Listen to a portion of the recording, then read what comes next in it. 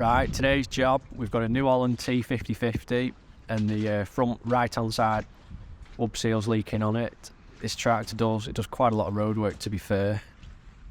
We do this hub seal maybe once a year, so we're quite familiar with this tractor and this seal.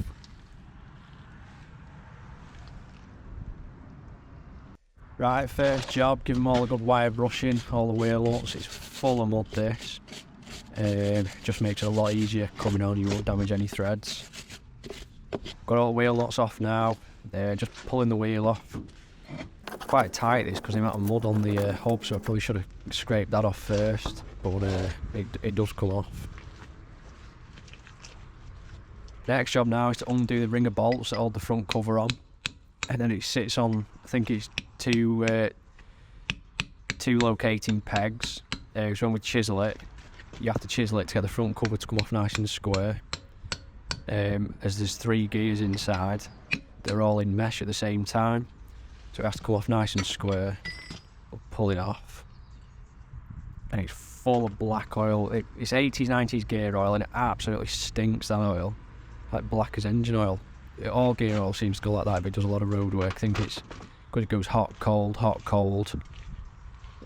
like many times. But I think the oil degrades, and a lot of people overlook changing the front hub oils, but it's definitely worth doing. I've just got the O-ring there, giving it a clean, ready for when we put it back together.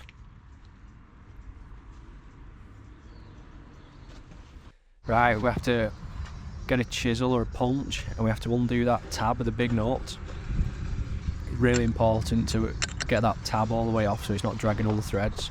Otherwise, when you undo it, it can damage the threads on the way off. Here we've undone the big nut now. Just give it a tap with the hammer. Then we've took that carrier off now. And now, hopefully, with a couple more hits of the hammer, the whole hub will come off now, exposing the hub seal that we want to get at.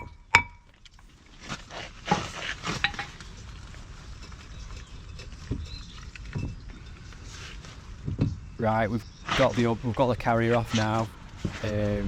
Half the hub seal has stayed on the tractor, and the other half has stayed in the hub, which just shows that the hub seal's split in half, and that's why it's leaking oil in the first place. So we'll get both halves, one half off the tractor and the other half out of the hub, and we're ready to start putting it back together.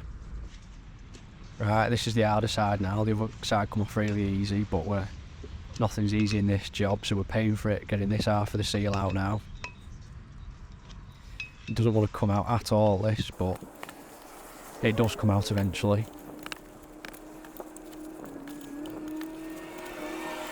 Thankfully it's come out in one half. Totally knackered that. Right, now it's time for the big clean. Scrape all that mud that's all been packed, rubbing against the seal. Half the time as a mechanic you just spend your whole life cleaning. Right, I've got it all scraped off now. I'm just going to give it a tickle with a wire wheel just to fetch all the rust off it. Just shine it up. So the seal's now got a nice shiny surface to rub against when we're putting it back together. So hopefully the seal should last a good amount of time. Right, I've cleaned up this side now on the hub. This is a cassette type seal, which means the middle of the seal stays where it is, the outside stays where it is, and the seal actually turns inside itself. So it's not the seal rubbing on the shaft, it's the seal turning inside the seal. With these cassette seals, you've got to be really careful when you're putting them in. If you damage the outer lip, then they'll pick up and rip, and then they'll leak straight away. Where, as you can see here, I've knocked it all in with a dolly, and there's absolutely no damage at all to that cassette seal, and it's perfect. I've just noticed that one of the wheel lugs is cracked, so we'll have to get a new carrier for this at some point. But yeah, it's all nice and clean and ready to go back on.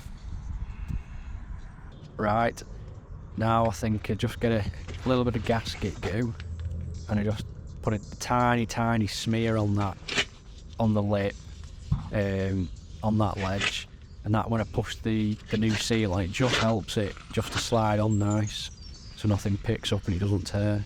Right, I've just pushed the hub on there, and then started filming, and then I'm just knocking it on, give it a turn, give it a couple more knocks to try and get it to get it to go nice and square and even. If you don't have it pushed quite on right, it'll just fall straight off again. You see there's a tide mark on the inside, it's not quite pushed up enough there, that. So I'll just push it up a bit more. Right, it's all pushed up now. Got the carrier on. Now it's time for that. The hub. That's got the bearing on the back, and then we put that nut on the front, and then as you tighten that nut, that sets the preload of the bearings, and that sets the resistance of how free the wheel is to turn. And you don't want any play in that, and you don't want it too tight either. If you set it too tight, the bearings will get out. So it's quite a fine line between it being too slack and too tight. But it's all going together nice, everything's nice and clean, and it's a pretty routine job this really. Now that rain's stopped a little bit, it's time for a coffee.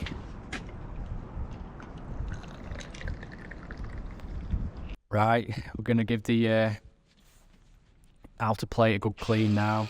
That's where the O-ring sits, and the O-ring seal's on the other surface that's already on the tracks that we've put on. Give it a good clean so it all sits nice and flat, and hopefully it doesn't leak. Sometimes take a couple of goes on getting this at the right position. Sometimes you get it first go, and other times it takes a on, off, you can't quite get it right, because you've got to line all them gears up with the inner, there with the outer gears, and then you've also got, there's two pegs, two dowels that you have to line up as well, so it can it take a couple of goes out and you're turning, and but it's gone on nice and easy, this one. We'll just get the first two bolts in now.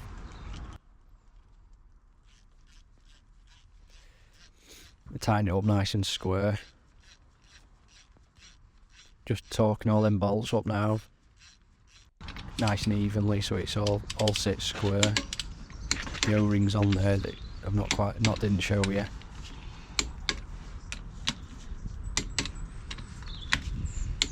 Time to put the wheel on now. Nice small easy wheel this. Nice easy job this on a Saturday morning.